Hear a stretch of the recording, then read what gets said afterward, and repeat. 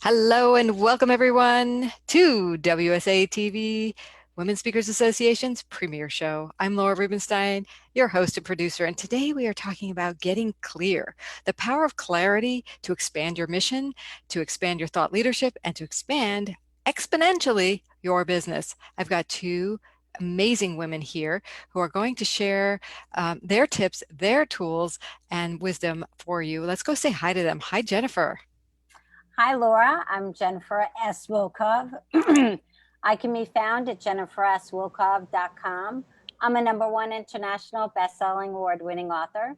I'm a keynote speaker and a thought leader, and I'm delighted to be with you today. Glad to have you here. Welcome, Jane. Hi, Laura. My name is Jane Parmel. I own Jane Parmel Business Leadership Coaching. You can find my information at janeparmel.com, and I'm here in Bell Harbor, Queens, New York. Great. Two New York ladies in the house, power team. So let's talk about clarity.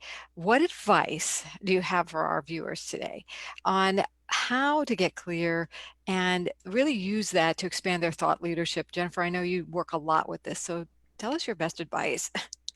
So, the number one thing I would share with you is be yourself. The most important thing when you're yourself is be clear about your message. Speak in terms that people can understand. And find the joy in what you're doing. Know why you're doing what you're doing and why it brings you so much joy. When you do it from that place, you'll end up doing everything that's congruent with what you're feeling and what you value.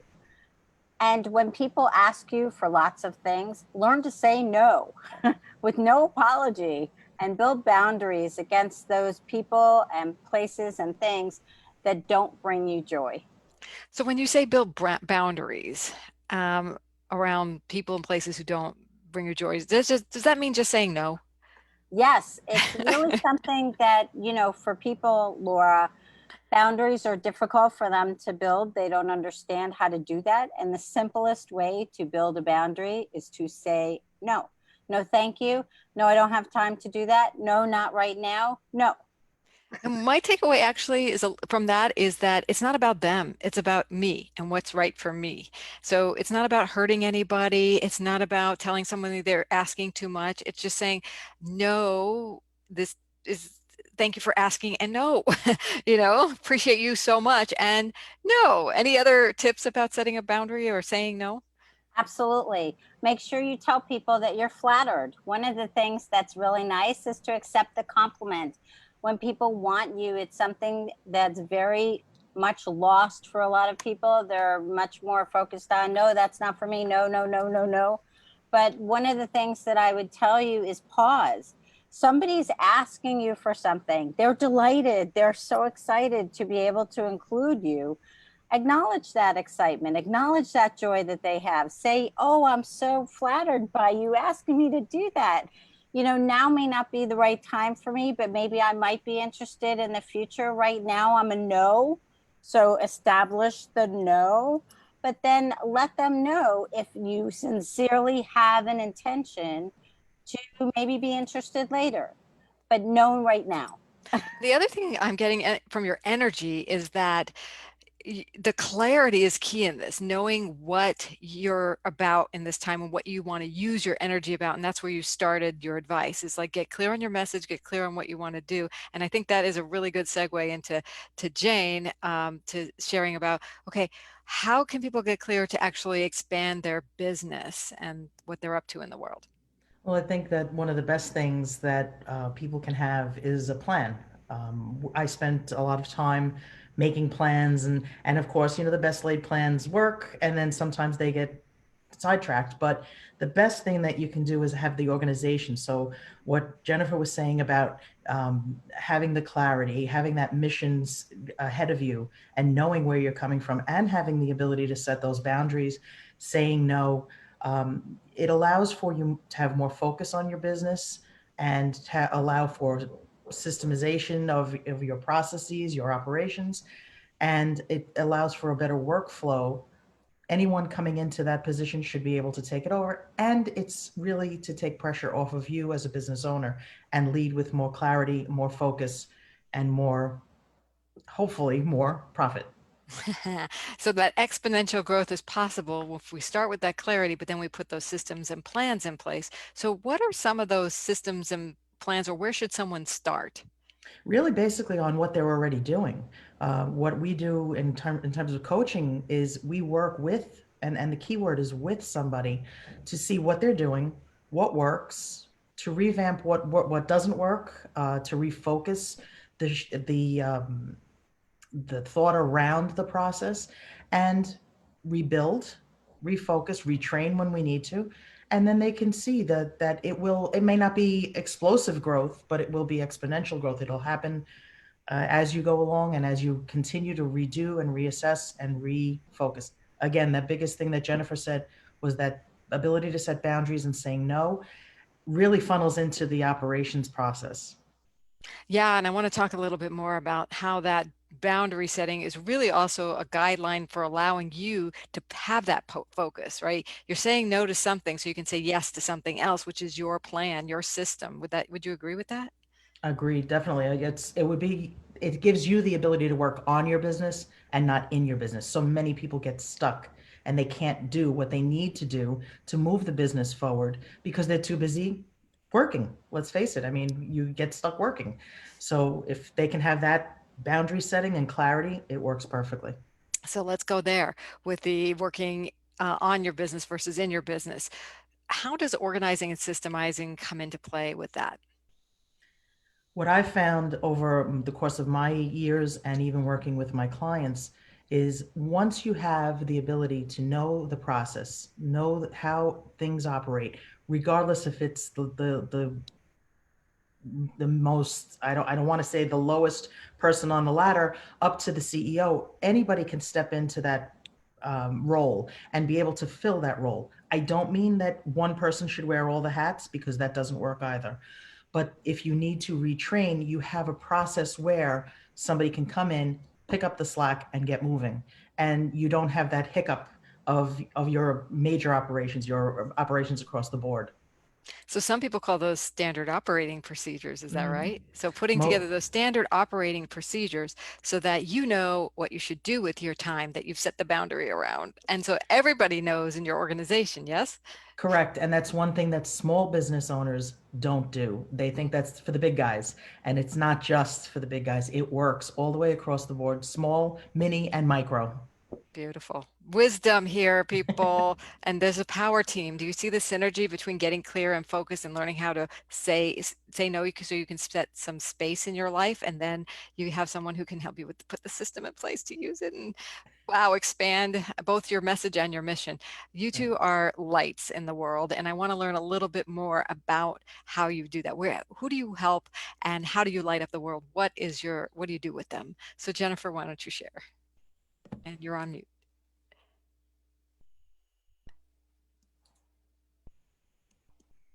So, my favorite people that I really love to work with actually are the people who are productive. These are highly productive entrepreneurs and those people who are creative, those who like to create books, films, television shows, episodic streaming series that we love to watch, and theater projects, writers, producers, creators.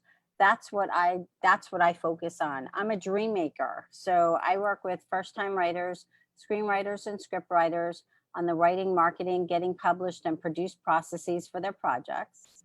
And I also work with highly productive entrepreneurs in a make it happen environment so that they can actually live the lives they imagine. I'm all about living the life you imagine and making all the things that you need to have in place so that you can actually make that life happen.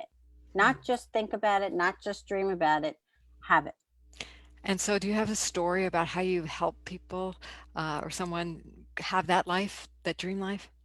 Yes, I'm going to tell you two quick stories on both sides of what I said. One, I had a writer who came to me who was an LCSW. He had written a book, but he had no idea what to do with it. I actually helped him restructure that book so it could actually get published. I was the editor on that book, prepared the book proposal, and actually helped him to present it to agents, secure a literary agent, get a high profile speaking platform for that actual book, and then secure top speaking engagements with it. So that's one example. The other one is that highly productive entrepreneur. One of my clients is a comedian who actually was Imus in the Morning sidekick for 2 years on the radio. And when she actually was relieved of her position, she came to me to rebuild her career. And rebuild it, we did. I actually helped her rebuild her career, her life, and also hone her message so that she could actually figure out how to talk to people about the value of laughter and build her speaking platform. And as a result, she changed her whole life.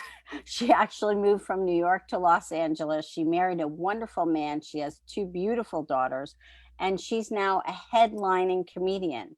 Before we met, she couldn't get a headlining job. After we worked together, now she's a headliner. She has a book, she has a workshop, and she just started a documentary about diversity and the humor about diversity and how we actually can laugh at one another and ourselves. Beautiful. Thank you for your rich work and the way you're helping people expand their joy in their life and get their message out and bring joy to others. It's fabulous. So, Jane, tell us about your work and who do you work with? What ignites you? What lights you up about what you do with them? I literally work with small businesses, and I really take offense to the word small business because I think it loses micro and mini businesses. Um, Really good. Small business, when you start going to these SBA things and everything else, there it's $10 million and less. There's so many people that are working with so much less, income, but enjoying it and really getting their point across, doing it responsibly, doing it socially driven. So I like to work with everybody, small, mini, micro businesses, people that are just starting their journeys, people that are in the middle of their journeys and really wading through the thick of doing their work. And like I said before, getting lost in their work and not really focusing on how to expand, how to situate everything and get the job done.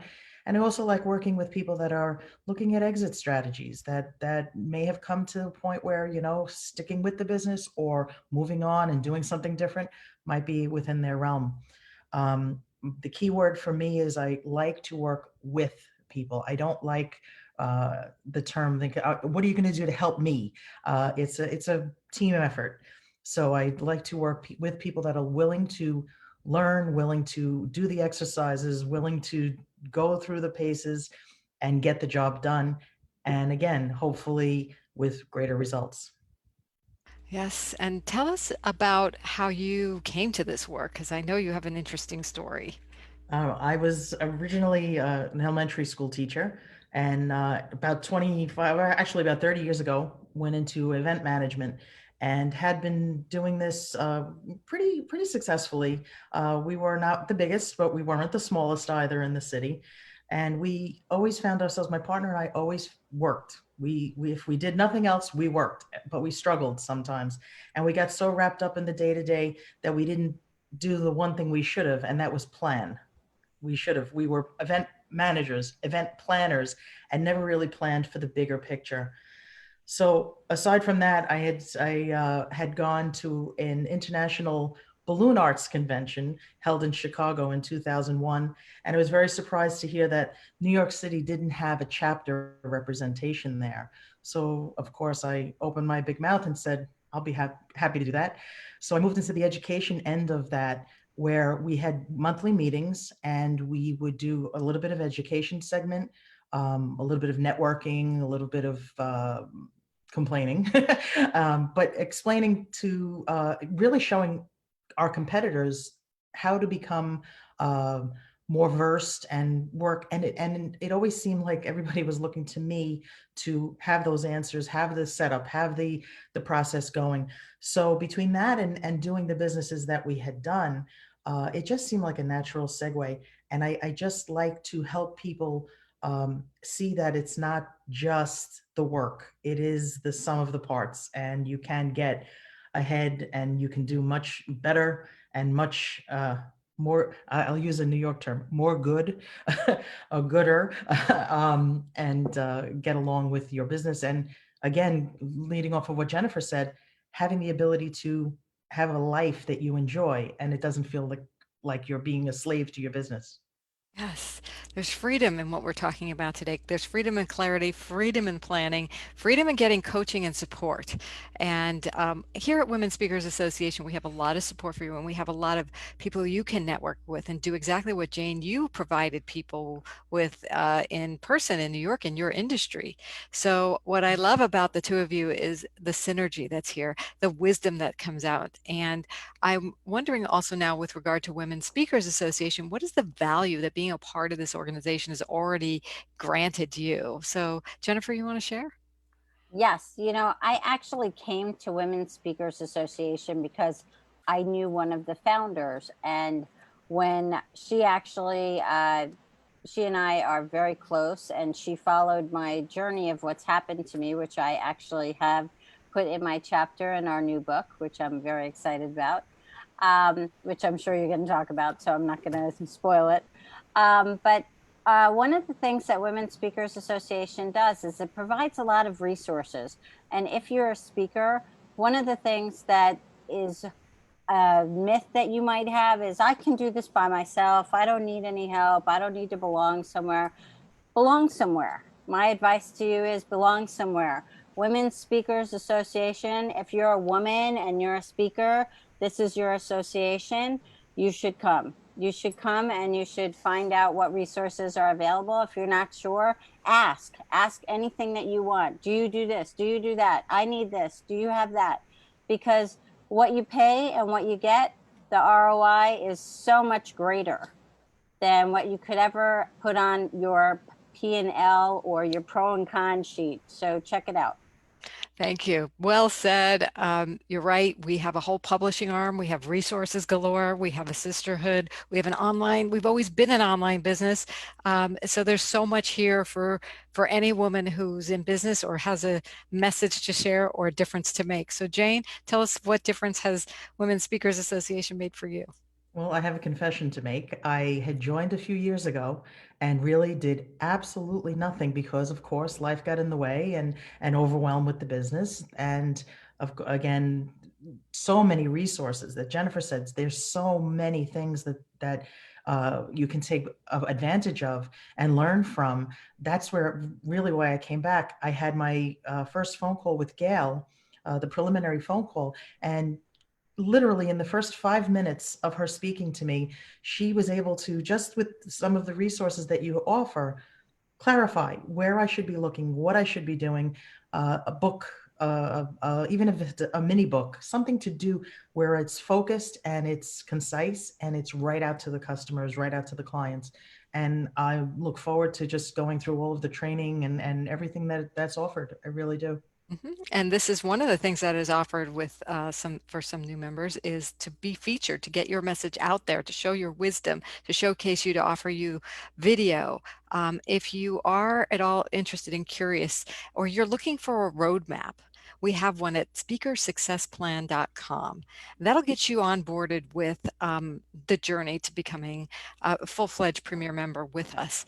But that's free. That's a free roadmap. And then what Jane, you were talking about is the first call that when you do join, you get or when you do download your book, we even have a webinar that goes on for that. But when you become a member, we give you some personalized attention and then we connect you up in the community online. So welcome everyone. Go to speakersuccessplan.com, get your free blueprint. If you're already a premier member, by the way, that blueprint is in your membership portal for you. There's a version for you in there. So the three of you, the two of you, the three of us are amazing. What a beautiful team and topic today about getting clarity. And Jane, you talked about how Gail gave you even more clarity to help you take advantage and leverage the resources we have here today at Women Speakers Association for you. And Jennifer, your inspiration for getting clear and staying the path of joy. To the two of you are powerhouses in our community. And welcome again to everyone who's been watching. Thank you for being here. Shout out to Isabel and Zeph who were commenting a little bit. And we will see you for another episode of WSA TV next week. Bye, everyone. Thank you so much, Laura. Thank you. Thank you.